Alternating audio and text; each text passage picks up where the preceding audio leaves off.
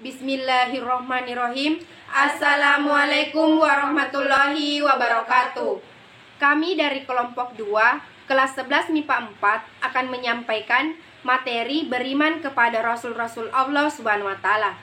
Perkenalkan, nama saya Dwi Apriliasari. Nama saya Nur Azizah. Nama saya Amanda. Nama saya Aulidia Yusuf. Nama saya Nurul Fatimah Zara. Materinya apa aja sih? Yuk simak video berikut ini. Beriman kepada Rasul Allah Subhanahu wa Ta'ala. Apa itu beriman kepada Rasul?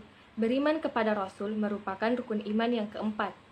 Iman kepada Rasul Allah adalah meyakini atau mempercayai bahwa Allah telah mengutus para Rasul untuk menyampaikan ajaran-ajaran agama kepada manusia agar selamat di dunia dan akhirat. Iman berasal dari bahasa Arab, yakni meyakini atau mempercayai, sedangkan dalam istilah iman kepada Rasul Allah merupakan percaya atau yakin bahwa Allah telah mengutus para Rasul untuk membimbing umatnya ke jalan yang benar agar selamat di dunia dan akhirat. Pengertian Rasul dan Nabi itu berbeda. Ada yang tahu? Rasul adalah manusia pilihan yang diberi wahyu oleh Allah Subhanahu wa Ta'ala untuk dirinya sendiri dan mempunyai kewajiban untuk menyampaikan kepada umatnya. Sedangkan Nabi merupakan manusia pilihan yang diutus oleh Allah Subhanahu wa Ta'ala dan diberi wahyu untuk dirinya sendiri, tetapi tidak mempunyai kewajiban untuk menyampaikan kepada umatnya.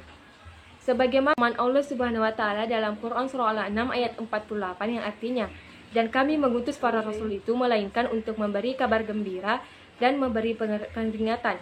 Barang siapa yang beriman dan mengadakan perbaikan, maka tidak ada kekhawatiran terhadap mereka dan tidak pula mereka bersedih hati. Sifat Rasul Allah. Rasul sebagai utusan Allah Subhanahu wa Ta'ala memiliki sifat-sifat yang melekat pada dirinya. Sifat-sifat ini sebagai bentuk kebenaran seorang rasul. Sifat-sifat tersebut yaitu sifat wajib, mustahil, dan sifat jaiz. Yang pertama yaitu sifat wajib. Apa sih itu sifat wajib? Nah, sifat wajib ini artinya sifat yang pasti ada pada rasul. Tidak dapat dikatakan rasul jika tidak memiliki sifat-sifat ini. Sifat wajib memiliki 4 sifat, yaitu as-siddiq. As-siddiq artinya rasul selalu benar. Apa yang dikatakan Nabi Ibrahim alaihissalam kepada bapaknya adalah suatu perkataan yang benar. Apa yang disembah bapaknya adalah suatu yang tidak memberi manfaat dan mudarat. Peristiwa ini diabadikan pada Quran surah Maryam ayat 41. A'udzu billahi minasyaitonir rajim. Bismillahirrahmanirrahim. Waskur fil kitabi Ibrahim innahu kana siddiqon nabiyyan, yang artinya maka ceritakanlah Muhammad kisah Ibrahim Quran. Sesungguhnya dia adalah seorang yang membenarkan seorang nabi. Yang kedua yaitu al-amanah, yang artinya Rasul dapat dipercaya. Di saat kaum Nabi Nuh alaihissalam mendustakan apa yang dibawa olehnya, Allah Subhanahu wa Ta'ala menegaskan bahwa Nuh adalah orang terpercaya. Sebagaimana dijelaskan pada Quran surah Asy-Syu'ara ayat 106 sampai 107. A'udzu billahi minasyaitonir rajim. Bismillahirrahmanirrahim. Isqala lahum ahuhum nuhun ala tattaqun inni lakum rasulun amin, yang artinya ketika saudara Nuh bertanya kepada mereka, mengapa kamu tidak bertakwa? Sesungguhnya aku ini adalah Rasul yang terpercaya yang diutus kepadamu. Yang ketiga yaitu at-tabligh. At-tabligh artinya Rasul selalu menyampaikan wahyu. Tidak ada satu ayat pun yang disembunyikan Nabi Muhammad SAW dan tidak disampaikan kepada umatnya. Dalam riwayat diceritakan bahwa Ali bin Abi Thalib ditanya tentang wahyu yang tidak terdapat dalam Al-Quran, dan Ali pun menegaskan bahwa demi zat yang membelah biji dan melepas napas, Tidak satu pun yang disembunyikan kecuali pemahaman seseorang terhadap Al-Quran. Yang keempat yaitu Al-Fatana. Al-Fatana artinya Rasul memiliki kecerdasan yang tinggi. Ketika terjadi perselisihan di antara kelompok kabilah di Mekah, mereka semua bersikeras untuk mengangkat Al-Hajar Al-Aswad di atas Ka'bah, dan Nabi Muhammad SAW menangani dengan cara agar semua kelompok yang bersengketa agar memegang ujung kain yang di bawahnya, dan Rasulullah meletakkan batu itu di tengah kain, dan mereka mengangkat bersama-sama hingga sampai di atas Ka'bah. Sungguh cerdas kan Rasulullah. Selanjutnya, sifat mustahil. Tahukah kalian apa yang dimaksud dengan sifat mustahil? Sifat mustahil merupakan kebalikan dari sifat wajib, di mana sifat mustahil adalah sifat yang tidak mungkin ada pada Rasul. Di antara sifat mustahil para Rasul yang pertama, al-kizib. Apakah yang dimaksud dengan al-kizib? Al-kizib berarti mustahil jika Rasul itu dusta atau bohong. Semua perkataan dan perbuatan Rasul itu tidak pernah dusta atau bohong. Hal ini juga telah disebutkan dalam Quran Surah An-Najm ayat 2-4 yang artinya, kawanmu Muhammad tidak sesat dan tidak pula keliru, dan tidaklah yang diucapkannya itu menurut keinginannya tidak lain adalah wahyu yang diwahyukan kepadanya. Yang kedua, al-hiyana. Seperti kita ketahui dari namanya saja hiyana, yang berarti mustahil jika Rasul itu hiyana. Semua perkataan yang dikatakan Rasul tidak pernah hianat. Hal ini juga telah disebutkan dalam Quran Surah Al-An'am ayat 106 yang berbunyi, musyrikinal ani wa a'ridahu wa illa ilaha rabbika min ilaika uhiyamat tabi, yang artinya, ikutilah apa yang diperintahkan kepadamu wahai Muhammad, tidak ada Tuhan selain Dia, dan berpalinglah dari orang-orang musyrik. Yang ketiga yaitu al-hitman. Al-hitman berarti mustahil jika Rasul itu menyembunyikan kebenaran.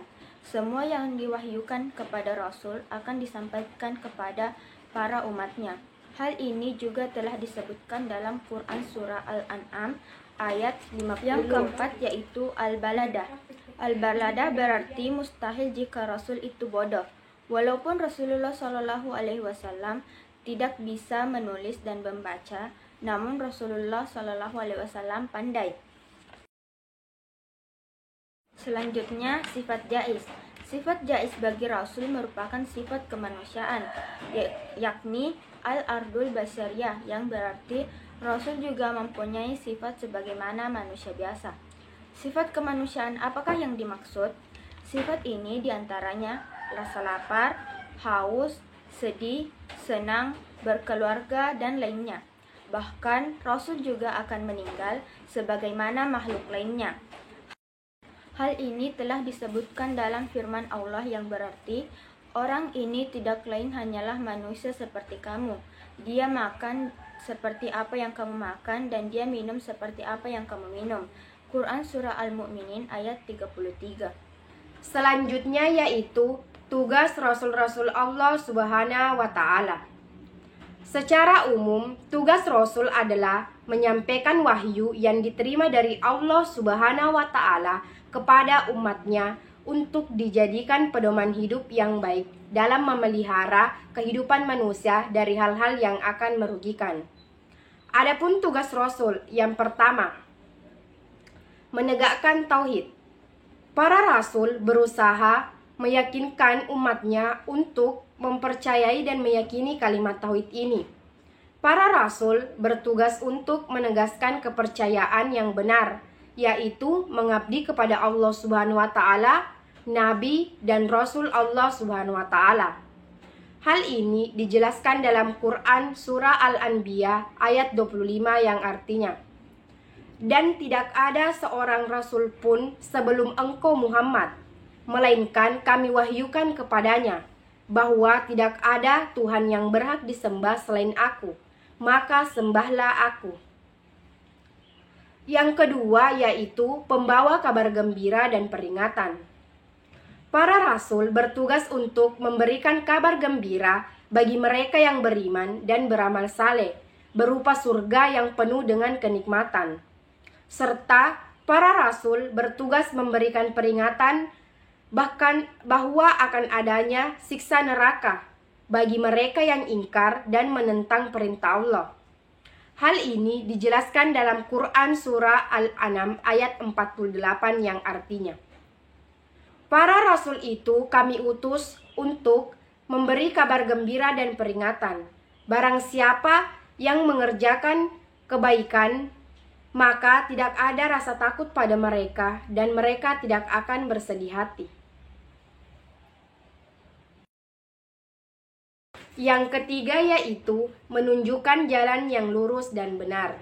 Para rasul bertugas untuk menunjukkan jalan yang lurus kepada umatnya, yaitu menjelaskan tentang batas-batas yang boleh dan tidak boleh dikerjakan, serta membawa manusia untuk memalingkan hawa nafsunya menuju kehidupan yang kekal, yaitu akhirat.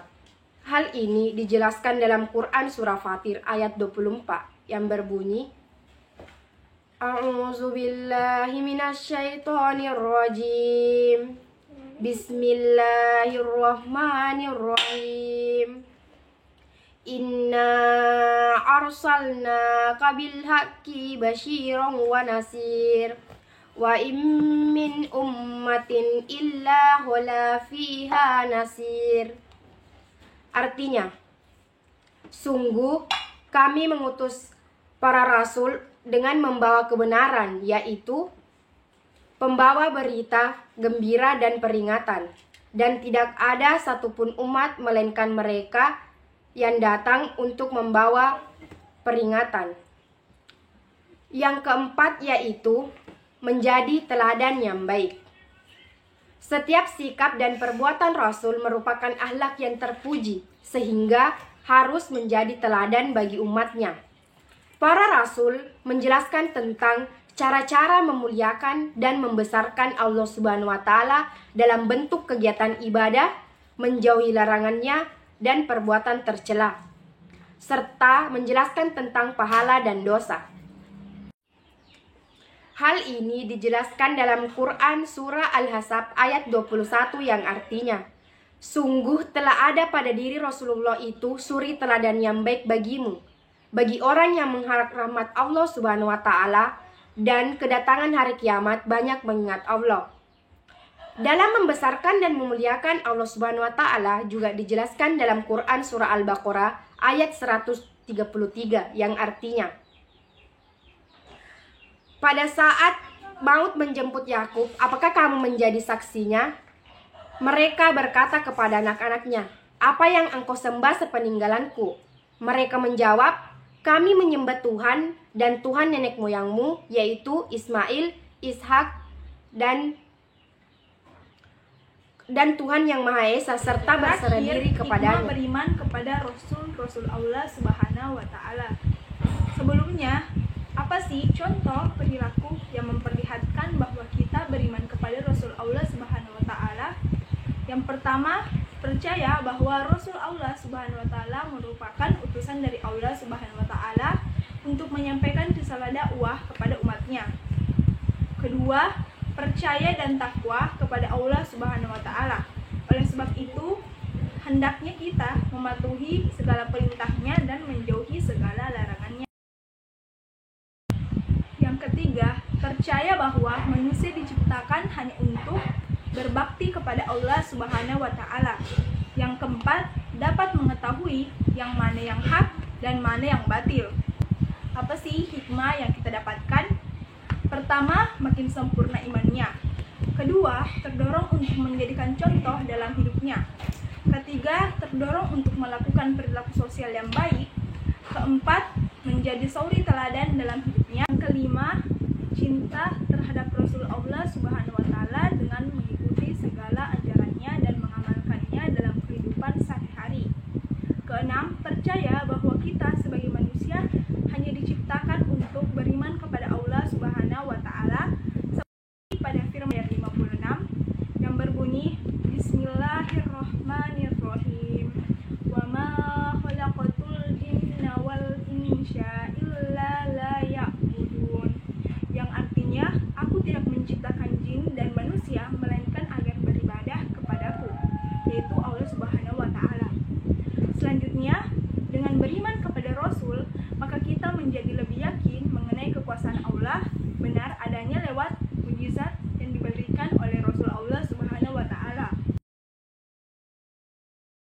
Kedelapan, menumbuhkan rasa takut dalam diri kita dengan mengambil pelajaran kepada orang-orang yang tidak mengikuti perintah Rasul, sehingga kita lebih hati-hati dalam bertindak dan menjadi takut kepada Allah Subhanahu wa Ta'ala.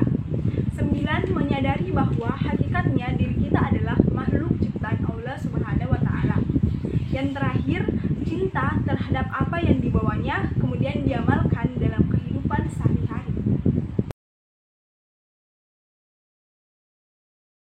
Nah, udah paham kan sama materinya? Semoga videonya bermanfaat ya. Apabila ada salah kata, mohon dimaafkan. Wabillahi taufik wal hidayah. Wassalamualaikum warahmatullahi wabarakatuh.